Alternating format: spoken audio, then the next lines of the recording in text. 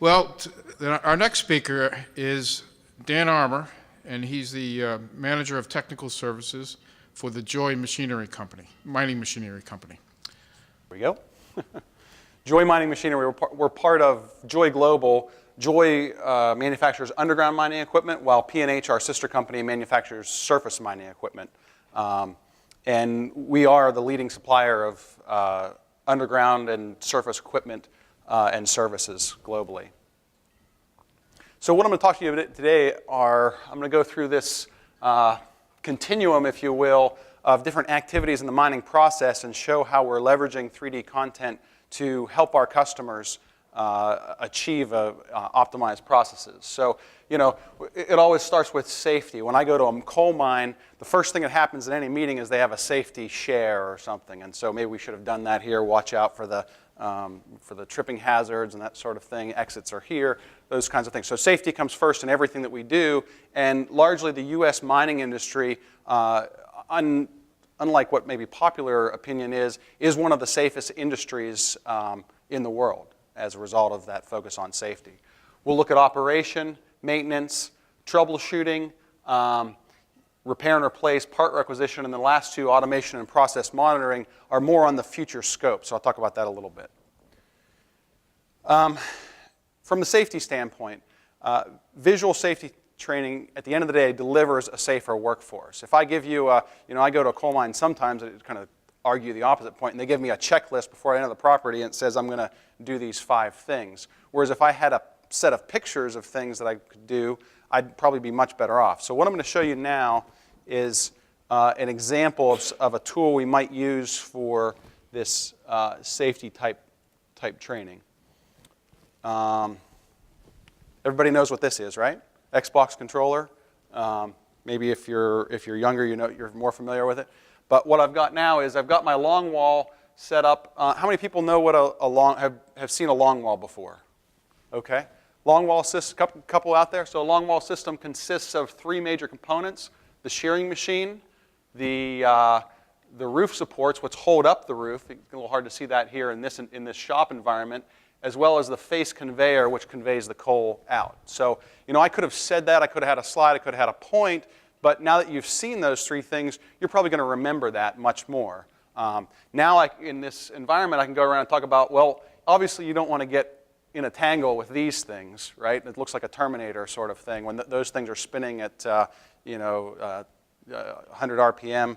If I drop down here, go up underneath these roof supports, these cylinders hold about 5,000 psi. So you multiply that by the area of about 1 square foot. You've got a tremendous amount of force in those roof supports. So a number of things like exploding pipes.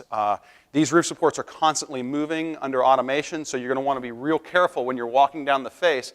This particular instance is a low seam long wall where we'd fully automate it and not walk down the face, but you want to be careful because this space in between the feet and the conveyor is going to collapse, another safety hazard. So again, those are the kinds of things that virtualization can help me quickly and effectively communicate to someone so that they understand it, number 1, and that they remember it, number 2.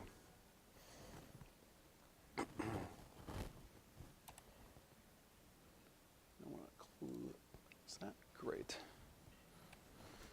Okay, so next level is operation. Okay, now I understand the safety concerns. How do I make this thing work? We've been using a lot of different tools lately to run the operation of our things. And essentially, a simulator is a safe environment that allows a person to learn how to use that piece of equipment, start to get the look and feel for it. These machines are $2, $3, $10 million type machines. Right now, the way people are training on them is the checklist, and then you go and tie up that machine for a period of time. So not only is it more safe, but it's also more cost effective. I'll just jump into one of those here and give you an example of what I'm talking about. We built this because we came out with a new machine. It's being introduced in Australia. No one's ever, we haven't built one of these before, and in fact, this machine isn't isn't actually complete yet. So it allows us to simulate the machine, simulate the operation. In fact, as we were building the simulator, we actually were able to tell the engineers a number of things like, hey, that process isn't going to work because you need to do this first. And then we showed them, they go, oh, you're right, it's not going to work. And the design actually changed because we had simulated it, but more for an operation standpoint. So I'm going to walk around here. I'm going to walk up to the machine. And one thing I wanted to sort of get across, it's a little hard here. Not only have we put a simulation on the computer, but we've integrated some of the controls. So the real remote control, which looks like this, it's a little box about this big. It has all these buttons on. And I didn't want to lug that along. We've built that and integrated it. But what we've done is just simply taken a keyboard, and we've laid out the buttons in the same basic position. So you can use some pretty, a $10 keyboard to achieve quite a bit of functionality in that respect. I'm going to turn that off. I can walk up here, get up on the machine. What's really unique about this particular machine is it allows us to cut and bolt at the same time. But over. No, see, I knew I was going to do that, and I got ahead of myself. Start pump. You can sort of hear my pump come on, so you got that not only visual but also audio, so engage all your senses here. And make sure I open up my gate here. That's why I fell off a minute ago. Again, safe environment. Had I fallen off of there and twisted my ankle, that would have been bad. Lost time accident and all the rest. Kind of having a hard time seeing, so start and, oh, I hit the wrong one. See? Again, safe environment. Allows me to back up. And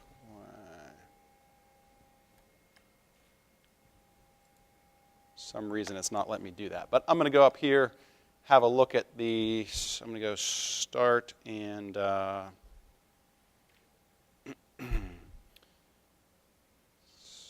auto cycle. There we go.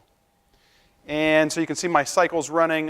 One of the key challenges here is I'm actually cutting and bolting at the same time. So you can see I've hit the auto button that's allowing me to mine. Now what the operator has to do, or one of the multiple operators has to do, is begin to start these drills and run it to the roof. For time's sake, I'm not going to do that. I'm just going to show one other option that shows a visualization tool. Is the system allows me to view it from multiple different angles, which in the real world, you're very constricted. If you're actually operating that machine, you clearly couldn't get a sense of the whole process that's happening. So now you can toggle between a camera angle at any point whatsoever. Again, and I can walk around and view it from any angle. Oh, I see what my problem was. Turn to simulation. Exit to Windows. I'm going to move on because I don't want to take up too much time, but I think you get a sense of what an operator visualization or operator simulator would be able to do for you. I'll talk a little bit more at the end about where we're headed with that. Okay, so operation. Yeah, you've cut the coal, but in order to keep that machine running, you're going to have to maintain that machine. It used to be a machine was fairly, well, they've always been fairly complex, but they've gotten more and more complex. And what I'm showing here are two different examples of a way to make a very complex system understandable. Obviously, a whole bunch of text on a page about the different processes is going to be not nearly as effective as showing a person, for instance, all the grease points. So let me open up one of these items. Go back here, and so here's an example of if I wanted to demonstrate those roof bolters, for instance. I wanted to show you where's the roof bolters. This is a little video file, and we took the 3D and made it a video file so we could easily deliver it, and can talk more about that later. But here's a quick way. Here's the 4 roof bolters. So a few minutes ago, you saw me standing in front of the one roof bolter. Now you see, oh, there's actually 4 roof bolters, so I can put 4 bolts in the roof almost simultaneously. Go back here. I want to show the next one, which is open this up. Beyond that, we're using a number of video files, but this is kind of probably the most cutting edge thing that I've got here, even though, the operator simulations have been around for a long time. If any of you have ever played around with large CAD models and large machines, the fact that I can spin this particular model around on my laptop is amazing. And what we've always had to do up till now is balance what we were doing. If we're doing operator simulator, we'd knock out all the individual components. In this particular model, hide. What it does is it optimizes, essentially creates a visual database of these components and only shows on the video card the parts that I'm specifically looking at. So now I can zoom all the way in and see a grease point. There's a filter right here. If I move this over and grab one of these filters, I can use my pull-apart view and pull that thing out. So what it does is it brings a tremendous amount of information all into one spot. And from a maintenance standpoint, from a complete plant process standpoint, that's pretty interesting. We haven't developed this tremendous up till now because it's been relatively new, but it's something that I think is going to be very helpful as we try and, the more complex the machines are and the processes are and the plants are, the more information you have, and you have to manage that information. Close this, go back to my presentation. Okay, so we've talked about safety. We've talked about operation. Now we've talked about maintenance. Okay, what happens when it breaks? You didn't really plan for the breakdown. Important thing is, any of these complex machines, whether it's a Morosiki boring mill, your investment is one thing in that, multi-million-dollar investment in the machine, but the investment is in the process. When your process stops, everybody's focused on that one machine. How do I get that thing up and running as quickly as possible? Well, here's a 250-page manual on how to do that. Flunk. Start flipping through it, start reading through what's check, check, check, check. I'm getting a little bit nervous, and you're the plant manager, and so on and so forth. So what we've done, but this is an example of it. I can't really show it here in the time allotted, but essentially we've had training panels that have troubleshooting faults in them. What we've been able to do now is integrate in an animated hydraulic or electrical circuit as well as the 3D visualization so that when I run the hardware panel, I've actually got communications out to the real machine, and I'm seeing what's happening. So imagine, if you will, that I've thrown a function on this panel. Let's say I've run a particular circuit, power on. Let me go to this example here. Jeez, how do I understand this thing? I've got, and this is just sheet one. This is what our engineers design and what we give our guys. We expect the maintenance technicians to be able to read this circuit. There's 8 pages of this thing. Well, what we've done is we've used flash animations to make this thing more understandable. So here's a component. Where is it on the machine?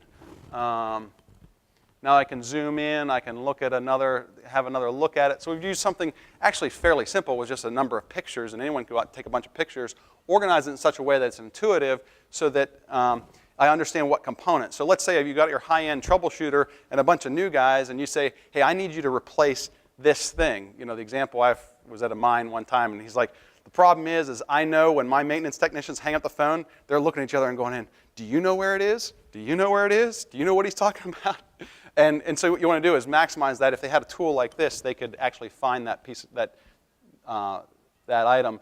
And then beyond that, with the troubleshooting, if I talked about, okay, I want to start my pump, right?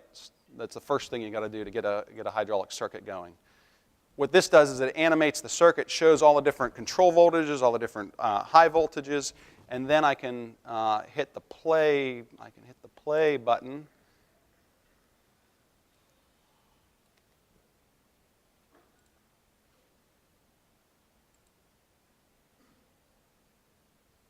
Sure why that's not. I'm going to go to a different one. I'm going to go to power on and play. There we go. That's what I expected to happen. So now we see the quote-unquote flow of electricity, and we can see how that thing's reacting, and I can know where I need to take my voltmeter, measure across different components. I look here for power up. Well, it shows me which components are actually energized on power up, where this one's energized and this one's not. Well, what is that component? Maybe I should check that. Well, here again, there's the component that I was talking about. Allows us to click on it, see what it is, see where it reacts in the system. The next step beyond this is to then begin to have the 3D pieces pulled in. In fact,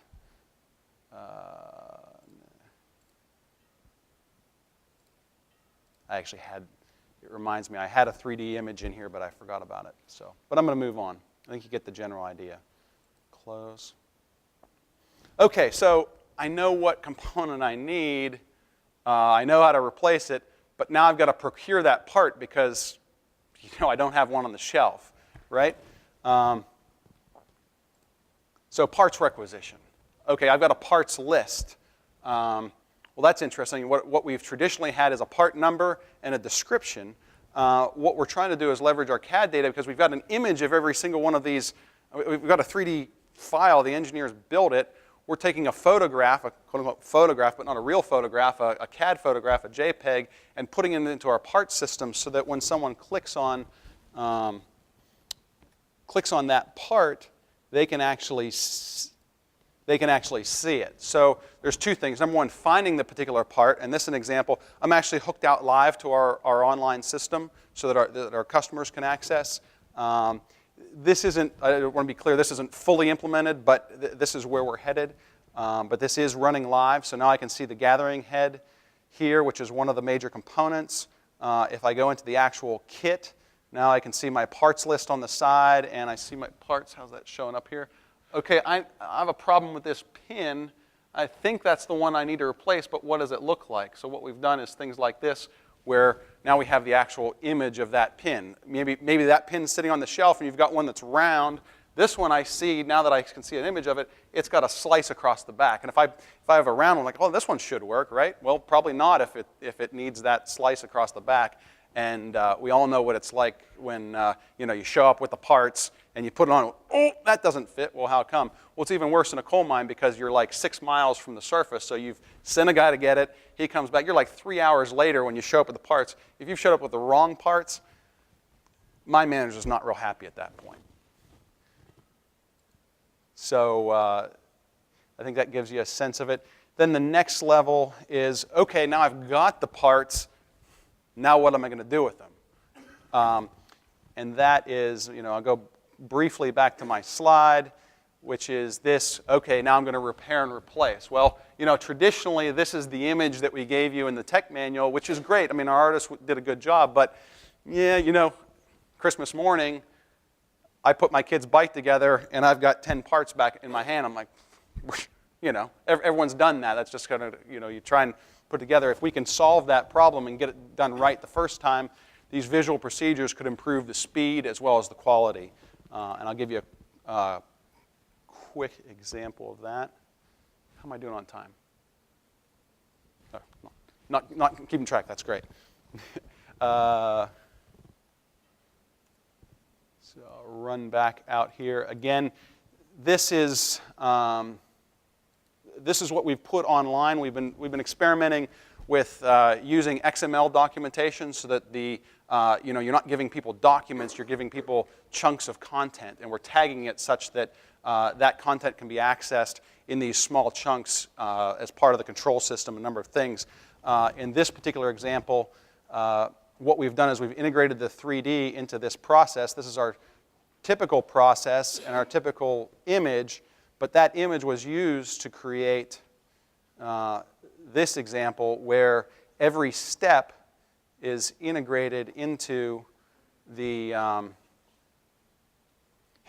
I like to tell my team, sorry guys, I can't read, so good luck getting me to read that. It's not that I can't read, it's just that I'm kind of lazy, even if I'm bad at reading. So even things like this, like having a thumbnail, so if I want to go to step 3, that's the step I want to see. Shows removing that particular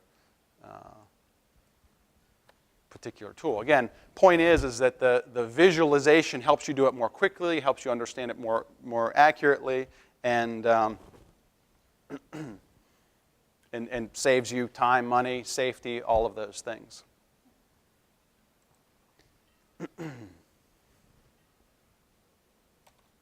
So, to conclude, safety, we're really looking at doing things like job safety analysis, incorporating activities where you have to find and click on all the safety concerns, operation, multiplayer. The systems only work if you have multiple people working together. So if it's not just me running the bolter, it's the other 5 operators that have to work together. I think that's going to be a key evolution as we get into it.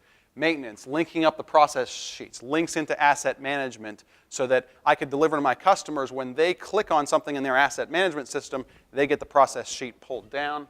Troubleshooting, we're trying to create a virtual training panel such that we don't need that big piece of hardware that it can only exist in one place and one time, and the DOT regulations are keeping me from putting that in the back of my trainer's truck anymore. So now I'm going to put it on a laptop, spread it around the classroom.